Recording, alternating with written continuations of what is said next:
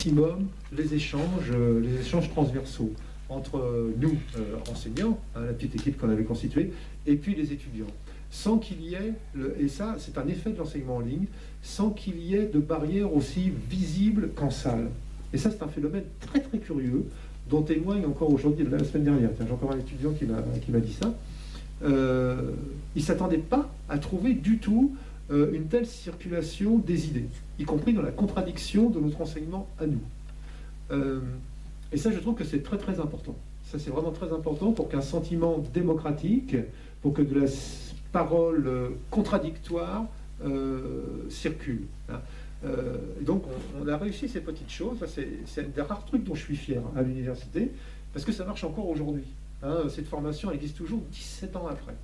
Elle existe toujours, d'ailleurs elle a grandi un peu, peut-être pas exactement comme elle aurait dû grandir, mais enfin, elle existe toujours. Maintenant, elle s'est transformée en licence, Master 1, Master 2, et c'était une expérience vraiment pédagogique et démocratique assez extraordinaire.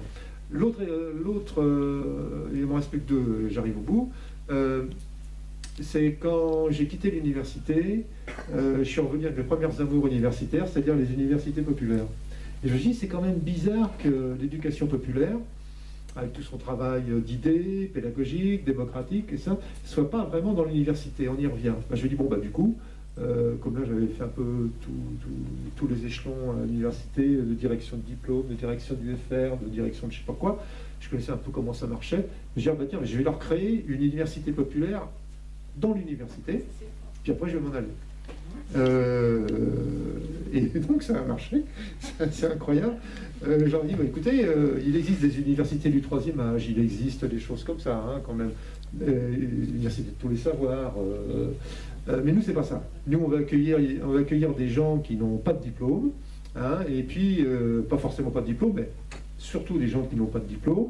On veut réussir à les former, ils font un chef-d'œuvre, etc., ce qu'on a appelé un chef-d'œuvre. Et ça, on va le faire. Et ils font des travaux de recherche tout de suite, en première année. Et là, j'y reviens. Et ça sera aussi bon, alors j'y allais un peu fort, je dis ça sera aussi bon que vos docteurs. J'y allais un peu fort dans mon argumentation. Mais en tout cas, le fait est qu'après avoir lu leur mémoire, eh ben, c'était souvent aussi bon que des mémoires de N2, Bac plus 5. Et je le faisais en première année. Mais pour ça, on avait construit une pédagogie là qu'on voulait le plus... Il y en a qui sont en ligne, c'est vrai. Vous pouvez lire, il y en a qui sont en ligne. Non, mais je rigole parce que bon. les mémoires de 2 souvent pardon. Souvent, on ne font rien. Souvent, ils les font ouais. en 2 semaines, ouais, je sais. juste après. Juste avant les vacances, parce qu'il faut le faire. Et puis, oui, tout à fait. Ben là, c'était bien mieux. Ouais, c'était bien mieux. Il y a une vraie implication, quoi. Ah, voilà, c'est ça. Alors, pourquoi? Parce qu'il y avait deux parties, un peu comme dans tous les travaux qu'on demandait toujours. En fait, il y avait 3 parties. Moi, j'en demandais toujours 3 parties. Puis d'autres voilà. On commençait par une autobiographie. Le côté un peu existentiel, le côté... qu'est-ce qui vous a amené à l'université? Aujourd'hui, vous n'avez pas de diplôme. En plus, vous êtes vieux, vous avez 40 ans. Pourquoi vous venez à l'université? Qu'est-ce qui vous arrive? Vous avez vécu jusqu'à 40 ans sans diplôme, vous avez l'air bien. Pourquoi vous venez? Expliquez-nous ce qui s'est passé pour vous. Parlez-nous de votre autobiographie éducative. Comment vous avez été formé, comment vous avez été éduqué, et comment vous êtes-vous éduqué vous-même, hein, aussi. Faut pas oublier ça. Ça, c'était la première partie. La première partie, vous voyez, du mémoire. Et ensuite, ça faisait une trentaine de pages, 30-40 pages. Deuxième partie du mémoire, ben, c'était vraiment définition d'un objet de recherche. Alors là, on est très classique, hein, objet de recherche, avec un petit début de méthodologie et d'approche du terrain. Avec de l'observation, donc, un petit début d'analyse, on ne pouvait pas non plus demander une thèse. Hein. Vous voyez, vraiment des rudiments de recherche classique. Et puis, on demandait dans la conclusion vraiment un regard critique sur la pédagogie qui était reçue dans cette université populaire. Donc, il y avait vraiment ces 3 parties-là, quoi. Ensuite, c'était soutenu devant un véritable jury, et c'était une soutenance qui durait parfois jusqu'à 1h30. Hein, c'était pas une soutenance comme... Pardon? 1h30 du matin? Ah non. D'ailleurs, là, on va... les portes sont fermées. Non, ça durait tant. Mais ça c'est très important, la temporalité par contre. Ça, c'est une chose qu'on a découvert La démocratie, on a l'impression que ça ne marche, la démocratie, y compris pédagogique, ça ne marche que le jour. Quand on est à l'université, quand on est à l'école. Mais avec la ligne, non. Moi, je discutais avec mes étudiants à 2 h du matin, derrière l'écran. À 2 h du matin. Et à 2 h du matin, vous savez, c'est un monde tout à fait particulier. Vous pouvez entrer dans un registre presque intime et qui est complètement formateur pour les deux. Pour toi, pour moi. Hein, même on ne se voit pas. À l'époque, il y avait la webcam et tout, c'était pas aussi au point qu'aujourd'hui. Mais ne serait-ce que par écrit, et d'ailleurs parfois l'écrit, il vaut mieux l'écrit que le dialogue par la webcam. Ça, c'est un autre débat. Et donc la temporalité aussi saute dans ce cas-là, temporalité classique, hein, et c'est vraiment très très important pour nos formations. On a un auteur qu'on aime bien en sciences de l'éducation, Gaston Pinault, qui parle de formation nocturne. Et là, on était vraiment en plein dedans, c'est très important. En tout cas, les soutenances, pour venir à la soutenance, leur durée, c'était à peu près 1h30, quoi, avec parfois 3 membres dans le jury. Alors qu'en M1, M2, c'est pas ça, c'est assez vite expédié. Hein. Alors voilà, ça c'est la deuxième expérience, on a diplômé beaucoup de gens comme ça. Ensuite, moi j'étais plus là, mais les instances de l'université ont dit, bon, c'est terminé ce petit jeu, on ferme. Ils ont coupé les crédits et donc l'Université populaire de Paris 8 a cessé de vivre. Voilà. Mais vous avez en ligne un numéro complet d'une revue qui s'appelle Le Fil Rouge, qui retrace tout l'historique avec des analyses de cette université. Elle avait apporté il y a 1 an. Je crois voilà. On en a encore. Voilà. Vous tapez Fil Rouge, Le Fil Rouge dans Google et vous mettez U2P8, dernière utopie vincénoise. U2P8, dernière utopie vincénoise. Et le numéro entier, disponible forme papier, arrive en PDF. Voilà. Et voilà, bien, après, bon, ben voilà, mes faits universitaires se sont arrêtés là. Et puis après, bon, je suis reparti dans le civil, en quelque sorte. Et après, j'ai créé une université coopérative, dite Université coopérative de Paris, et qui vit toujours aujourd'hui.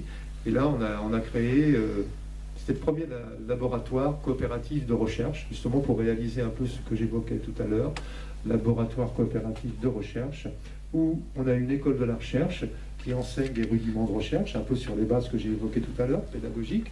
C'est un petit peu différent là, parce qu'on n'est pas à l'université, mais il y a un peu de ça. Et qui a déjà édité 2 numéros de revue, pas la revue Le Fil Rouge, une autre revue, et qui s'est livré à différentes recherches, dont une de mémoire sur les lanceurs d'alerte. Vous pouvez avoir une parenté avec une sorte de forme d'éducation populaire. Voilà. Donc c'était la fondation du premier labo coopératif, qui répond tout à fait à ce que je disais. On peut former tous les citoyens à la recherche. Notre démocratie s'en sentira d'autant mieux. Hein. Et inventons de la recherche aussi. La recherche qu'on a fait à l'université, il n'est pas dit que ce soit la seule forme de recherche possible et rigoureuse. C'est celle qu'on nous vend à l'université, mais on a inventé d'autres. Il faut qu'une société véritablement autonome le soit aussi sur l'aspect pédagogique et inventif pour la méthodologie de recherche. Il y a plein de choses qui ne sont pas faites en recherche aujourd'hui et que l'on pourrait faire dans le cadre des sciences humaines et des sciences sociales. L'éducation populaire peut, dans ces maisons de la recherche, inventer peu à peu de nouvelles façons de faire. En partant par exemple de quelque chose qui est très intéressant que vous connaissez sûrement, ce sont les recherches-actions. Les recherches-actions, la recherche-action, elle est pensée justement pour qu'une recherche soit faite avec tout le monde. C'est un groupe de citoyens, voilà, qui s'emparent d'un problème qui le concerne. On se bat pour régler ce problème, voilà, mais en même temps, on analyse ce que l'on fait, éventuellement avec un chercheur ou des chercheurs patentés. Et ensuite, on écrit les résultats de notre recherche et on la fait connaître. On fait un bouquin, on fait une vidéo, on fait ce que l'on veut. Et on réinvente la démocratie. Les premiers promoteurs de la recherche-action, enfin certains courants de la recherche-action, c'était leur idée.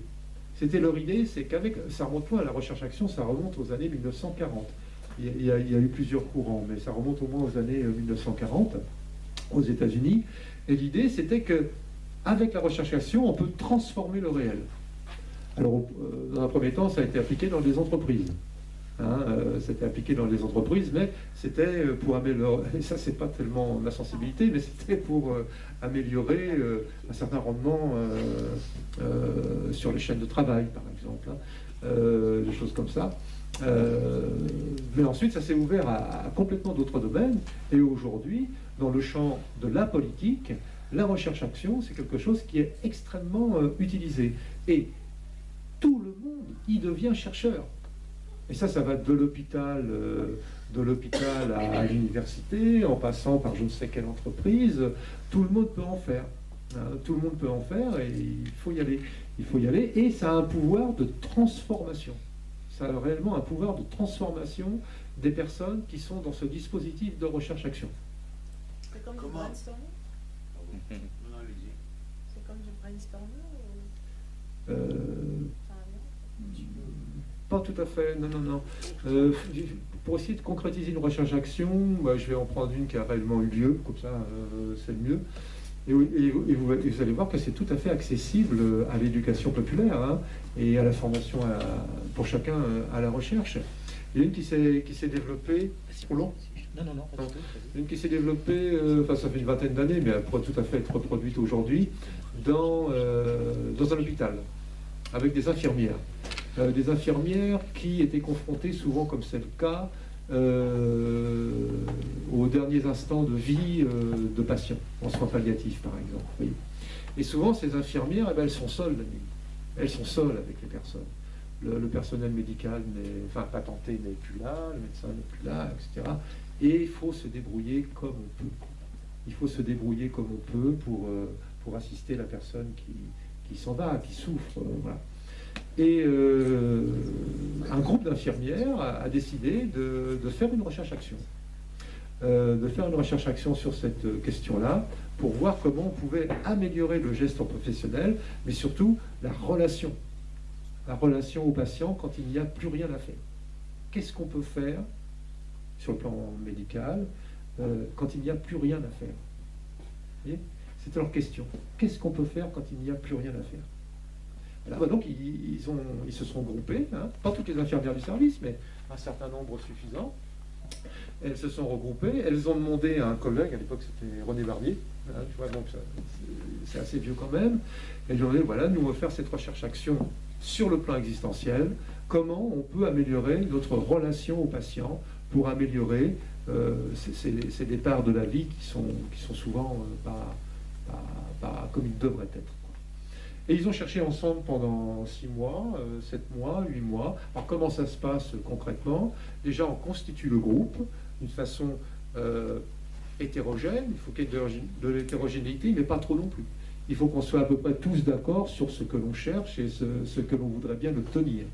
Ensuite, on programme un certain nombre de réunions. Sur un an, peut-être on va programmer, 4 réunions, ou 8 sur 2 ans.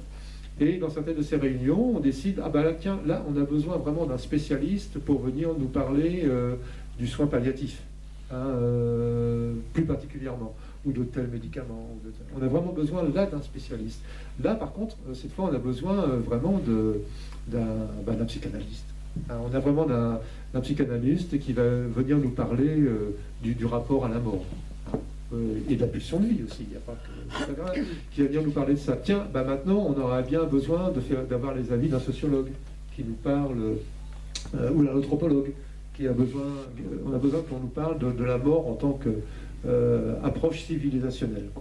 Voilà, donc on fait un certain nombre de réunions comme ça, chacun y réfléchit de son côté, et à chacune des réunions, l'une des infirmières fait un petit exposé sur ce qu'elle pense, pour voir où elle en est là. À ce moment-là précis, voyez. Et à la fin de tout le processus, au bout d'1 an, au bout de 2 ans, c'est quand même un processus lent. C'est un processus lent, il faut que les choses décantent. Eh bien, on produit un écrit collectif. On produit un écrit collectif en interne, à destination de tous les participants à la recherche-action, mais en direction, et c'est là que les choses sont importantes, de tout le service, y compris de ceux qui n'ont pas participé à la recherche-action.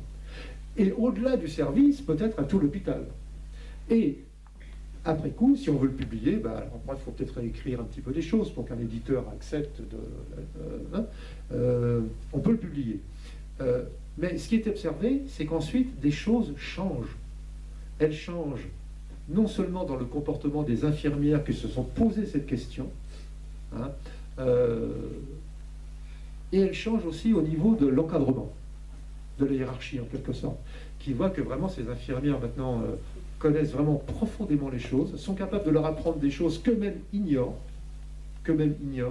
et donc il y a une avancée qui se fait. Alors j'ai pris cet exemple dans le médical, dans l'hôpital, mais on pourrait tout à fait le prendre ailleurs. Alors, D'abord là-bas, ensuite là.